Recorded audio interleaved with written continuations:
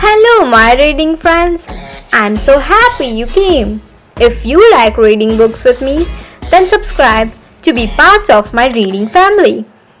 Today, we are going to read Grandma's Bag of 20 Inspiring Stories written by Sudha Murty, illustrated by Priya Kuriyan. So, if you have the copy, go get it. Then you can also read along with me. Chapter 14 Roopa's Great Escape. Acha's and Vishnu Kaka's houses were teeming with people. There was a village festival, and friends and relatives from near and far had come to Shigaon. There were people the children had not even seen or even heard about before. Some said, "I am your father's fourth cousin." Someone else said, "I am your grandmother's second cousin." The houses were full, and there was a lot of fun and laughter everywhere. Nobody expected a separate bedroom or a special dish at the dining table. They all ate together and talked to everybody and slept on the floor on mattresses. The city children were surprised at the ease with which the guests made themselves at home. The women helped out in the kitchen in the morning, and in the evening they dressed in shining silk saris and went to the fair. In fact, everyone dressed in the best, but the 200 rupees Acha gave in their pockets and purses and made for the fair. The fair itself was quite astonishing. The children from Mumbai said, "It is just like chapati on Juhu Beach." The Delhi kids said, "It is similar to Janpat." Others said, "It is like Karaga or Kalekai Parishi in Bangalore." Vishnu Kaka explained, "In every village, there is a village god or goddess, and once a year we worship them in a grand way. At a festival and fair, it is not just about selling and buying. It is also about meeting people, exchanging gifts, having a feast, and a good time." The group moved from shop to shop, peeping into the photo studios, examining bangles, waiting for a turn on the merry-go-round, and clapping along to the dances. When someone noticed Suma was missing, somewhere in the crowd, she had got separated from the rest, and now there was no sign of her. Immediately her mother stayed wailing, and Aji consoled her. Vishnu Kaka too looked really worried. The children were scared and thrilled too. This was just like Home Alone. As Vishnu Kaka was about to make his way to the police assistant's booth, they heard Suma's voice on the mic. "I am at the police station. Vishnu Kaka, please come and fetch me." When Suma had been traced, her mother started scolding her. But Suma was not bothered. "I was not worried," she said. "In the crowd, when I realized I was not with you people, I straightaway went to the police station and told them to make an announcement." Everyone declared she was a very brave and sensible girl. And for a change, the Vishnu Kaka said, "Today I will tell a story about a young girl like Suma who had a lot of courage. I read this story in a book when I was young. Once there lived a very clever young girl called Roopa. She was an orphan and had been taken care of all her life by the people of the village in which she lived.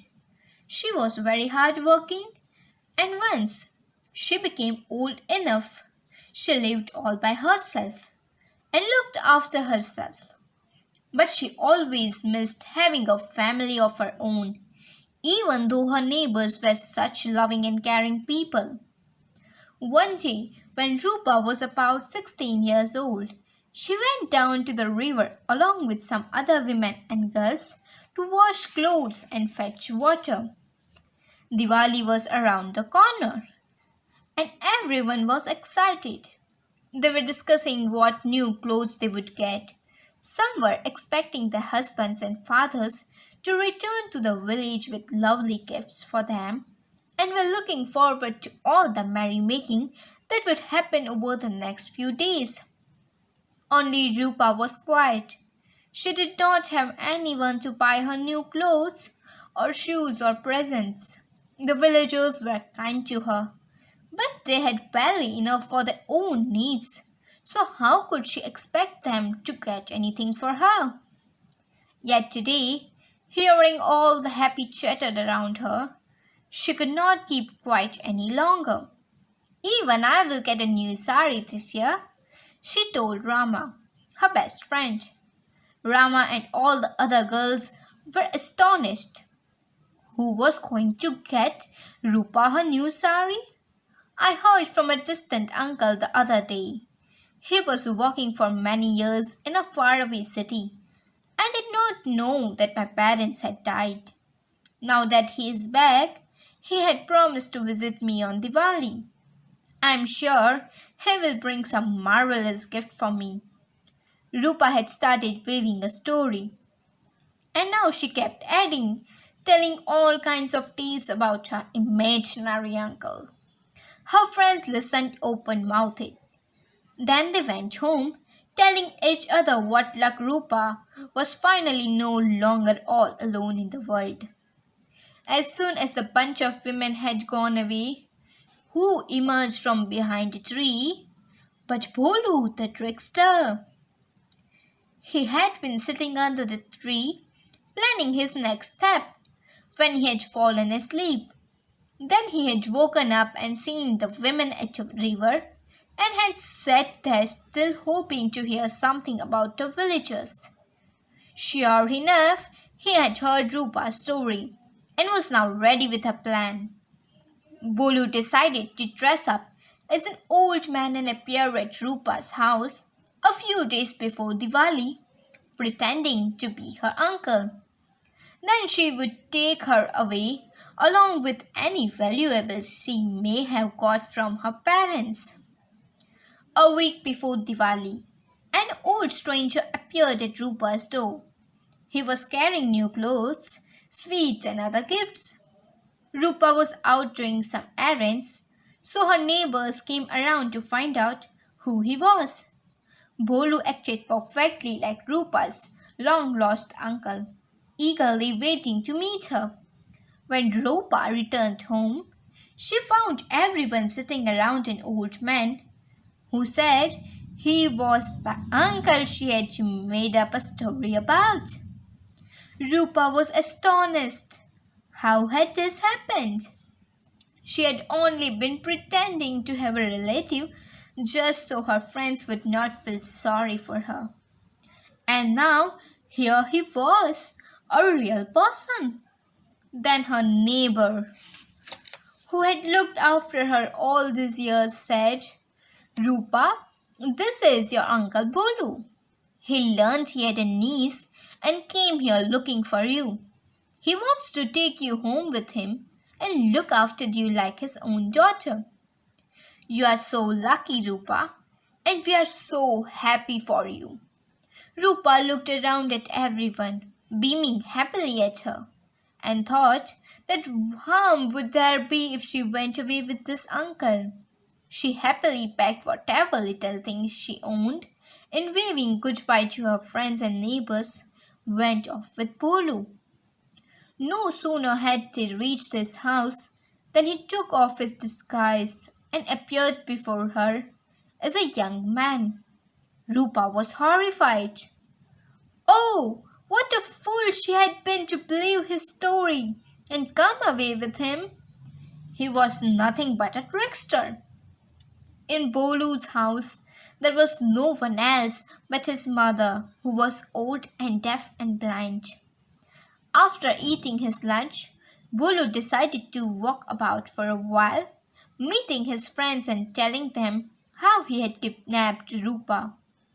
She too ate her lunch, pretended she was very sleepy, yawned loudly and told his mother, Auntie, I am very tired after that long journey. I am going to bed for a little while. If your son comes around, tell him not to wake me up. Bolu's mother nodded. Though she had not heard much, Roopa quickly went to the other room, borrowed some of the Bolu's clothes, wore them, and ran off. She took with her a few coins and a thick stick to defend herself if needed. Before leaving, she arranged the pillows in such a way on the bed that in the evening darkness it looked like someone was sleeping on the bed. Then she covered the pillows with a dupatta and a sheet. If anyone only looked in from the door, it would seem as if a woman was sleeping on the bed. Bolu returned home when it was well past evening. His mother told him Rupa was in her room. He peeped in, saw someone sleeping, and went away. Many hours passed.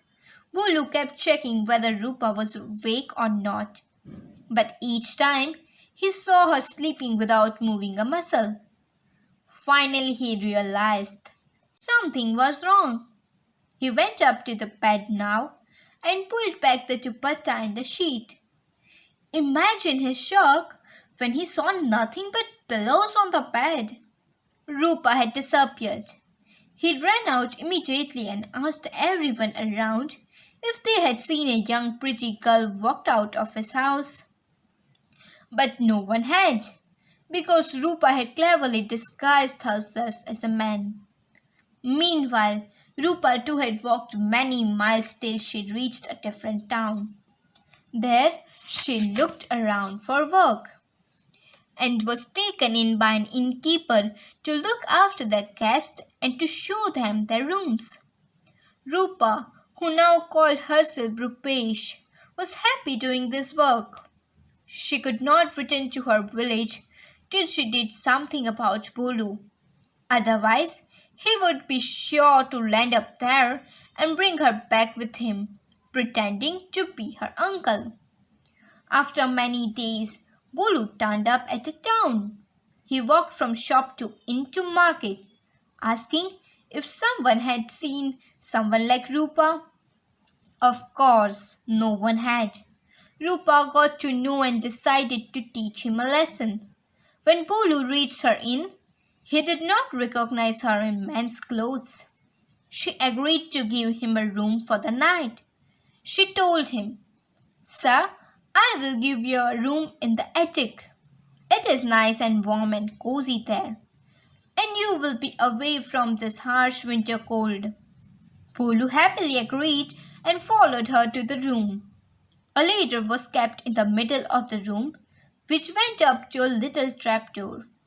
If you climbed through the door, you entered the attic. Bolu quickly went up the ladder, found his bed, wrapped his blanket around himself, and went off to sleep. When it was the middle of the night, Rupa sneaked into the room and removed the ladder. Then she threw some marbles right under the trapdoor and stamped loudly around the room. Bolu woke with a start. Who was that walking around his room? He called down nervously. Who is there?" Rupa called out in her man's voice. "Nothing to worry, sir. The soldiers are looking for a thief they believe is hiding in this inn." Bolu was really scared. How did the soldiers know he was a thief and a trickster?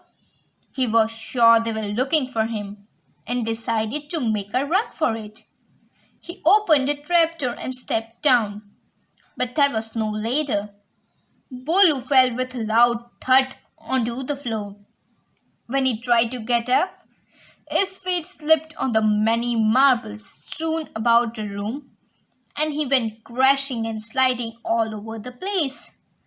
Finally, he hit his head against a wall and passed out unconscious. Rupa had been watching this from the door with great delight. Her plan was working.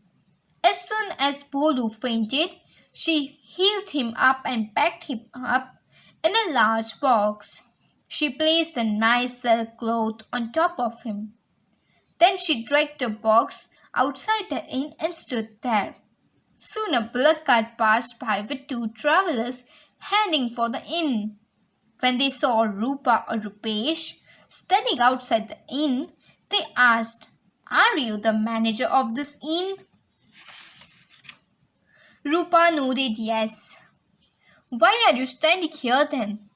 Roopa replied in a worried voice. "I looked after this inn. I was supposed to go to my own village earlier today to attend a wedding, but there was no much of work that I could not leave. And now here I'm waiting for my cart with this heavy box."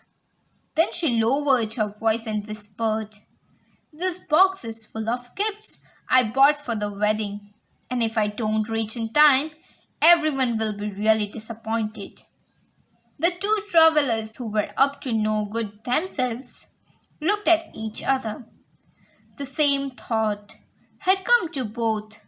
They said, "Don't worry, brother. You can take a ride on our cart. Why don't you put your box on the cart here? But before we start, would you mind getting us a drink of water?" Rupesh or Roopa smiled to herself and dragged the box onto the cart. Then she went inside to fetch the water. She took her time.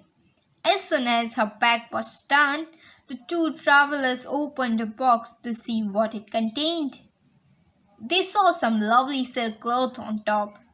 Now assured that they had got their hands on some valuables, they quickly urged their bullocks forward and made a dash for it. Once they were well and truly out of sight, Roopa grinned to herself. Her plan had worked. She ran to the nearest police station and told them all about the theft. The two men in the bullock cart were just celebrating the theft of the box when they were horrified to see soldiers waiting for them down the road. What could they do? They wondered. They were crossing a bridge over a river at that time and quickly dipped the box into the water. Then they heaved a sign of relief and went away. So that was the end of Bolu, and Roopa too returned to her village, where she lived happily on her own. She was not going to trust any stranger anymore. And that's what brave Suma did too. When she was in trouble, she did not talk to any stranger, but went straight to the police for help. We must always remain cool like this when in trouble. Signed off, Vishnu Kaka. Suma was delighted at his praise and ate her bhajiyas with great happiness all the way home. I hope you enjoyed the story today. Don't forget to subscribe to get notified when the next chapter of this book is on my channel.